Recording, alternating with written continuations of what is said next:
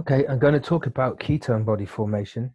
Now, it's not strictly on the A-level specification, but whenever you're thinking about blood glucose control and diabetes and energy usage by the body, then ketone body formation is pretty interesting and it's very important. So I'm going to cover it here.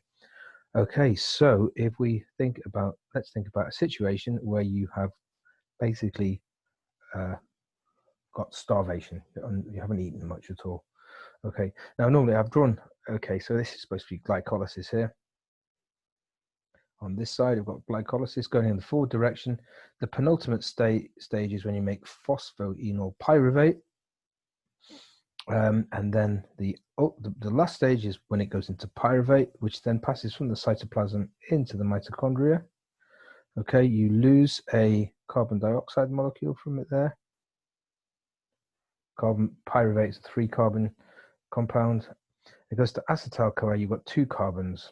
Okay, and those 2 carbons are transferred onto this molecule here, oxaloacetate, and that becomes citrate, and it goes around the cycle again. Okay, all the different intermediates of the Tca cycle, and in the process of that, you get NADH produced, which can then use oxidative phosphorylation to make ATP. So that is aerobic respiration in cells, really. Yeah.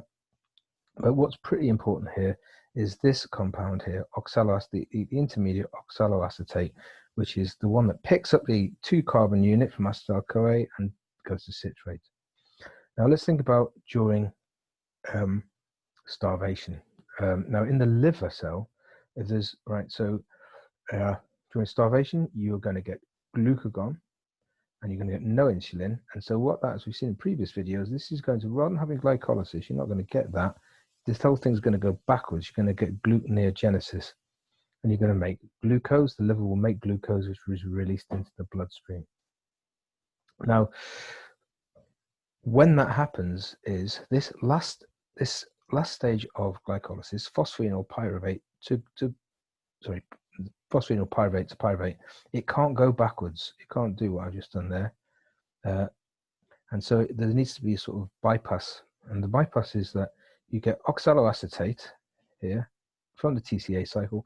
Oxaloacetate loses a carbon dioxide. It's a 4-carbon unit. And it goes to phosphoenol pyruvate here. And the rest of the steps of glycolysis are essentially reversible. So you get to glucneogenesis and you make glucose. But what you've got to appreciate there is that when in doing glucneogenesis, oxaloacetate levels tend to become very depleted. So when there's low glucose in the liver cells, you're not going to get much oxaloacetate. It all gets used up. And that means that can't, that the Tca cycle can't happen, because, right, it doesn't matter if you have acetyl CoA. Tca cycle is not going to happen, and we'll see this is what leads to the formation of ketone bodies. So if we just have a look at a broader picture here, so there's a few, so here's this bit of a large number of boxes. Let's look at number 1 here. So all right, number 1.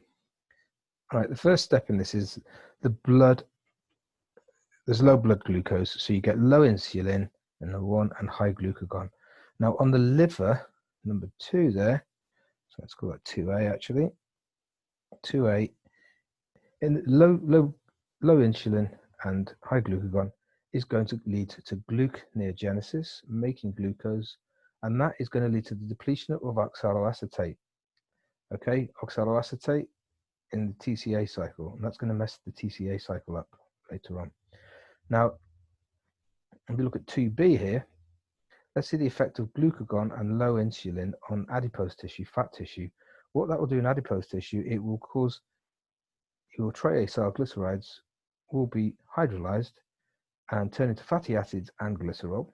Okay, and the fatty acids will be released into the bloodstream. The glycerol will be as well, but let's think about the fatty acids. Right, so the fatty acids are released in the bloodstream. They're not actually soluble in water. They have to be bound to albumin, but they're going to go into the blood. So you've got high levels, relatively high levels of fatty acids in the blood. Number 3 here. and eventually they'll make their way to the liver. Now, the liver will carry out this process called beta oxidation of fatty acids. Now, beta oxidation of fatty acids is not on the A-level syllabus, so I'm going to show you what it is.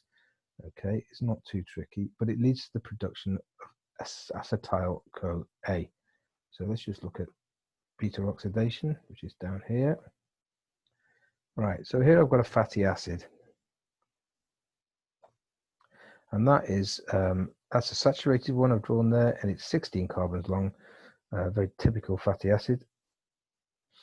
And what happens is it is broken down into 8 molecules of acetyl Coa. And there's the structure of acetyl Coa. You can see there's 2 carbons in each unit of acetyl Coa.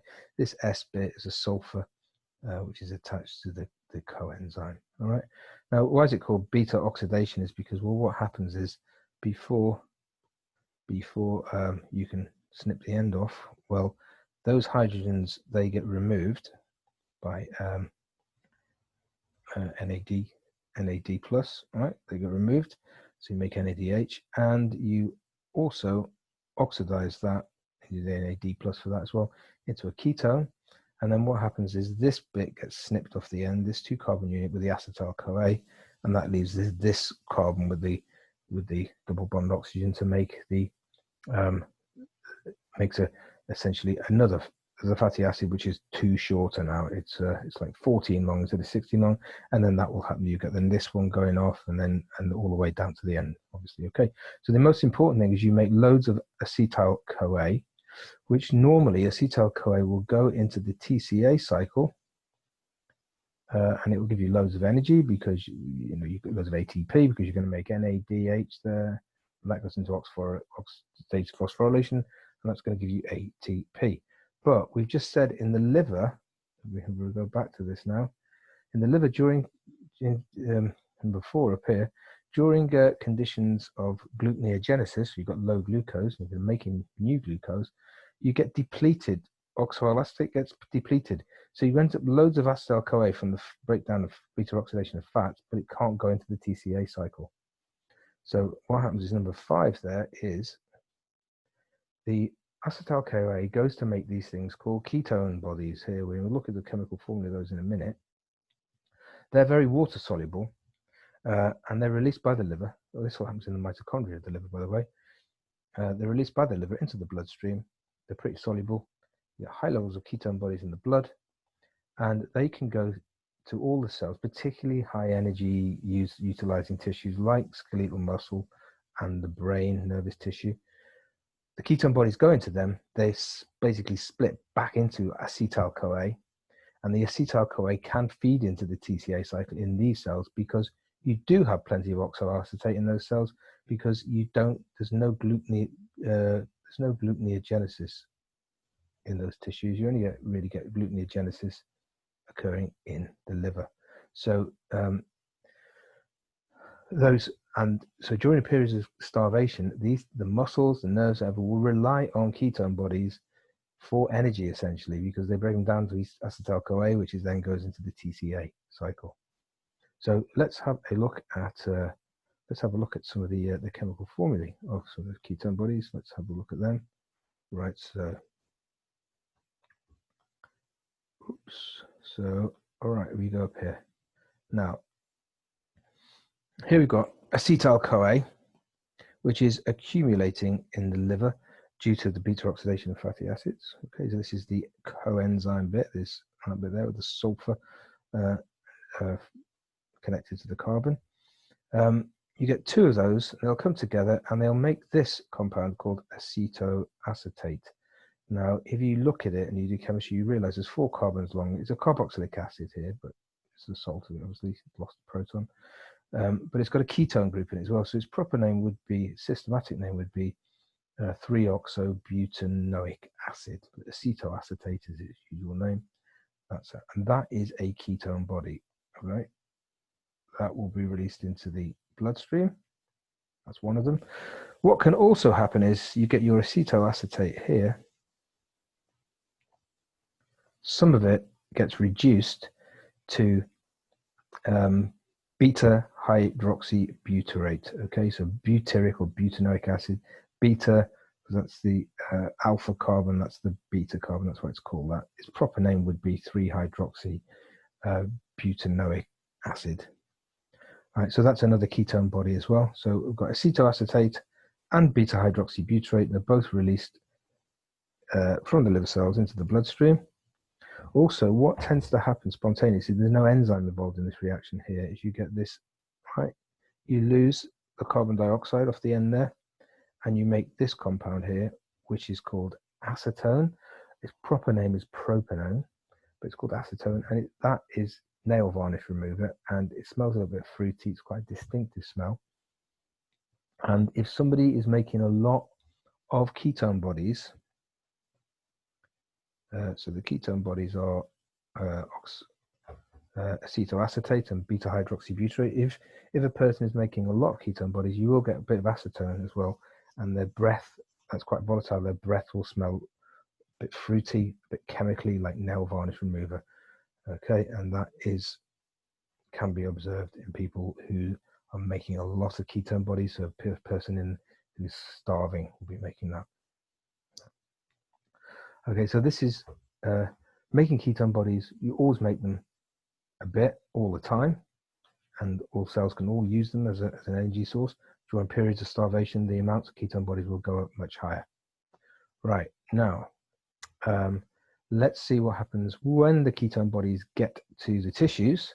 Right, so you've got beta hydroxyglutamate there, this one here, and that will be reoxidized acetoacetate. And that's good because you get a bonus NADH molecule, which can go into the Tca cycle, which can go into oxidative phosphorylation, sorry. So you get acetoacetate. Then the acetoacetate, I've drawn 2 arrows there because I've simplified it. There's a couple of different steps. But essentially, you add 2 CoA molecules, and usually write it as CoA-S with just an H attached to there. And then that will make 2 molecules of acetyl CoA, which you've got there. And the acetyl CoA can go into the Tca cycle because in the peripheral tissues, cardiac, muscle, skeletal muscle, nervous tissue, the oxaloacetate hasn't become depleted because you haven't got lots of glucneogenesis going on there. So they can be used. Go into the Tca cycle, make ATP, well, make NADH first of all, and then ATP and oxidate phosphorylation. Right. Okay, so let's just talk. I've mentioned during periods of starvation when you haven't eaten very much, and okay, so you'll get it. Now, if you have untreated diabetes, so the person has can't make any insulin, they will get very high levels of ketones because okay, they've got lots of glucose in their blood, but it can't get into the liver cells. So the liver cells start making more. They go into doing glucneogenesis, depletes all the oxaloacetate. You've also got no insulin. So the adipose tissue, you're going to get, no insulin. The adipose tissues, you're going to get hydrolysis of triglycerides.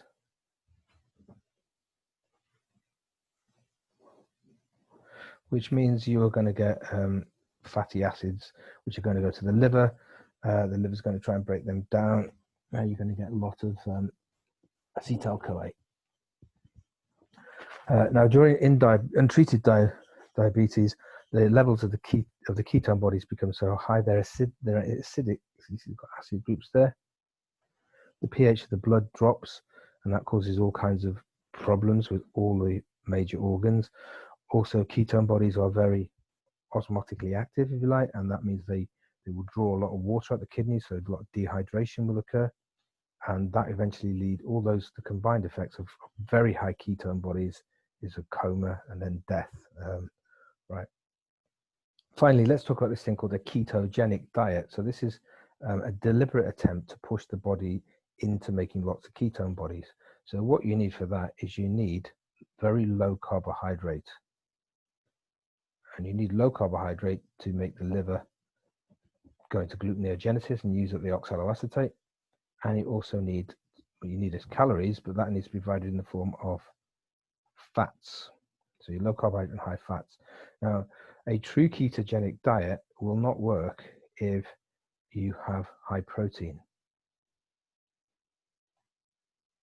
because a lot of amino acids and proteins can be used in glucneogenesis to make glucose. So a true ketogenic diet has got to be low in protein.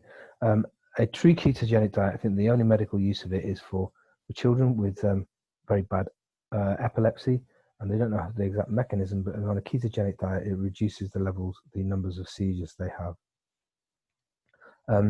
It's a bit of a fad to have very low carbohydrate diets the last few years, and some people call them keto diets or ketogenic diets, but apparently, so I'm told anyway, they won't really push the body into keto and into high amounts of ketone bodies, because if you have a lot of protein, as we say, you're going to get that provides precursors for glycneogenesis, so you'll have enough glucose to stop the oxaloacetate from being depleted. Okay.